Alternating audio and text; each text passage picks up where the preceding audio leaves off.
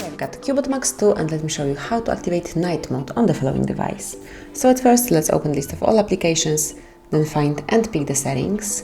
Now locate and open display, and here you will notice night light. This is the night mode in CUBOT Max 2. Now you can simply turn it on now by tapping on this switcher.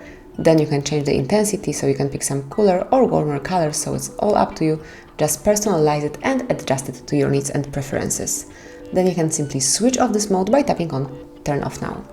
You can also schedule this mode for the future, so just click on schedule and you can either pick from sunset to sunrise rule, but it's pretty obvious, so let me show you how to activate custom time. So let's click on turns on at custom time, and now you have to select the start hour, so it can be 10, and then the end hour, it can be 5 a.m.